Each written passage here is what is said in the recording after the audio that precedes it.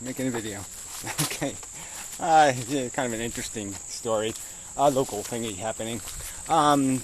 State magazine has declared this town the greatest place to live in New Jersey. I actually was interviewed, sort of, by some newspaper, blah blah blah blah blah. So I might, I don't know. Might be some copy. Who knows? But anyway. As a colorful resident. Anyway, yeah. So, well, I'll let you know. I mean, the odds are like whatever, 30% chance, let's say. Anyway, so no point in talking about it. But what it got me thinking about was this whole subject of the freedom of speech on the internet. What's the best place to live on the internet? Where's the best town on the internet? Where's the best place to live, and why would it be a good place to live? So that's sort of the irony, is this town is nice because this town is rude. Yeah, it's rude to freedom. It's rude to a lot of things. Because it's small, and it has a lot of environmental issues, like it's the headwaters of important rivers and all this kind of stuff. So they didn't do a lot of excess building because they had an excuse to stop it. So nobody could put up apartment buildings or anything like that because there was no sewage plant facilities, and septic you couldn't use because it would maybe leach into the water supply and the streams, and you couldn't pollute the streams. So it created an excuse to segregate, to basically filter the residents of the town. There's a benefit to that, and it's just the truth. I mean, it's not like it's a good thing necessarily. I'm not saying it's a fair thing even. I'm just saying it is a truth, okay, that with income comes certain social graces that do diminish as income decreases. Certain things like that are just a fact of life. And so if you don't have the squalor, you don't have the heathens, you don't have as many problems. And so life is better. That's just the way it works. And they also don't need the same sort of entertainments, and so they don't create bowling alleys and bullshit and bars and all kinds of other crap, and then end up bringing a bunch of crappians into your town. So you avoid having any institutions that are, let's say family unfriendly. There are very few of them. Very rare. You don't have hookers walking the streets and all that kind of crap. You just don't have all of the things that come with freedom.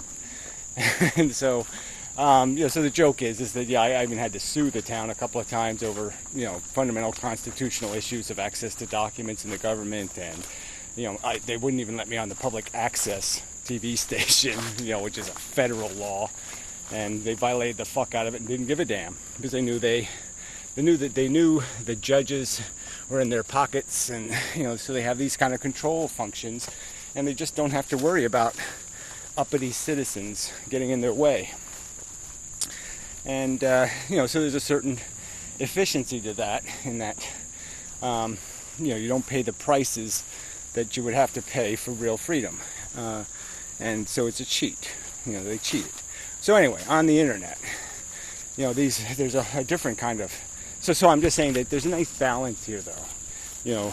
So you're ripped off a little. You lose some of your fundamental freedoms, but it's not grotesque. It's not like you're in prison. But it's also this obnoxious thing, like maybe you'll get profiled if you drive too old a car down the street. This kind of insults. What do we have on the internet, though? That's the other side to the story. Is what do we have to live on the internet, where you can avoid the creepos and the stalkers and and then you have these corporations censoring you and violating your fundamental rights all over the place because they can, because you don't have any public rights. You're not even acknowledged to be a member of some kind of public that has rights. And that's really wrong, fundamentally. So how can you have any the quality of your neighborhood online is really, really bad. I mean, at least here, because of circumstances, not of the government's doing, but just because of circumstances, mostly, things they didn't do on purpose, accidents of circumstance.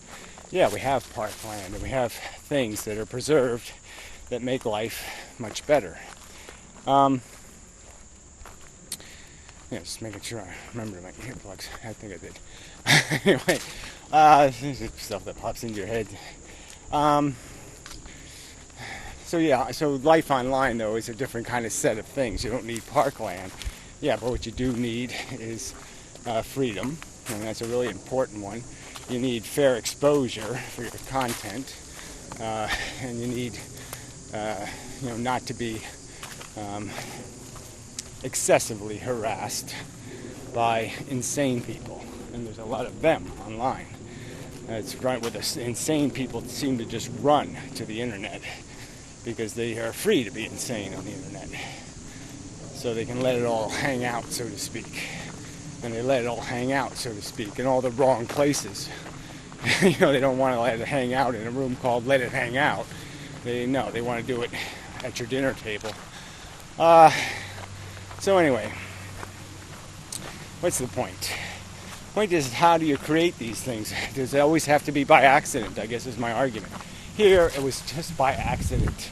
It happens to be a nice place to live because circumstances prevented it from being a bad, getting ruined.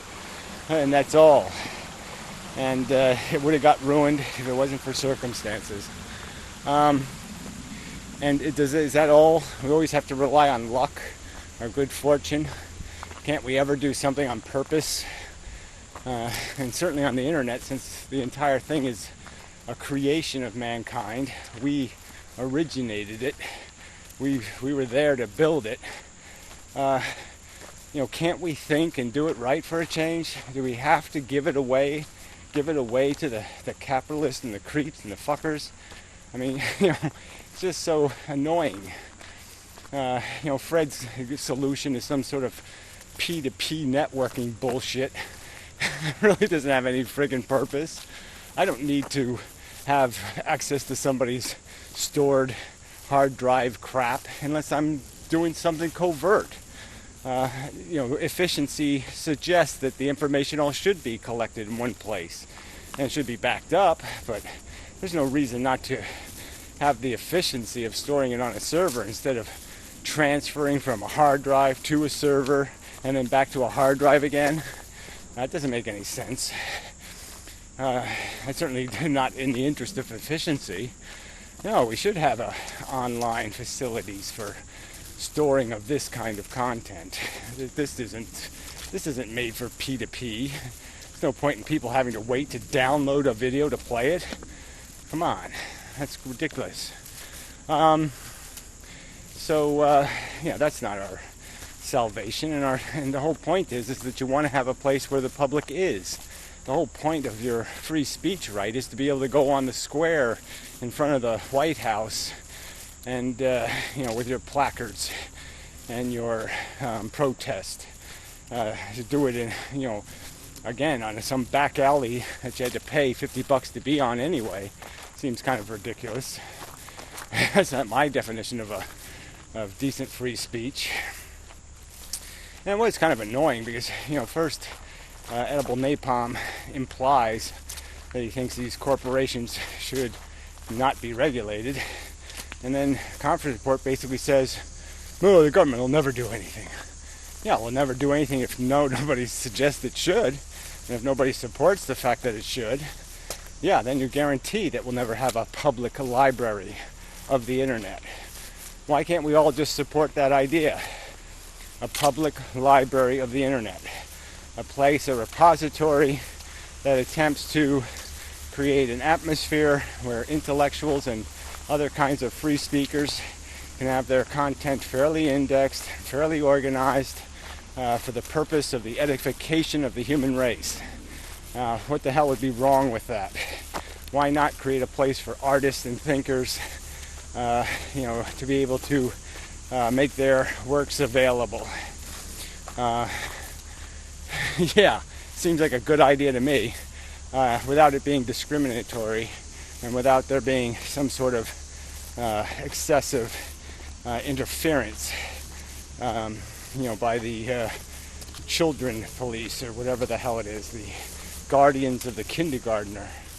It's not my obligation to produce content that's kindergarten friendly. And, we've got to be able to be on mediums that have where the people, where the bodies are. And we did this with television. It was highly regulated in the 70s to restore some sense of public interest.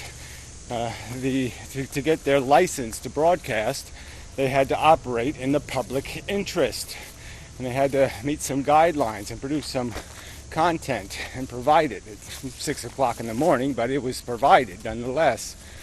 It was an obligation. And certainly the British Broadcasting Company fell into that mold.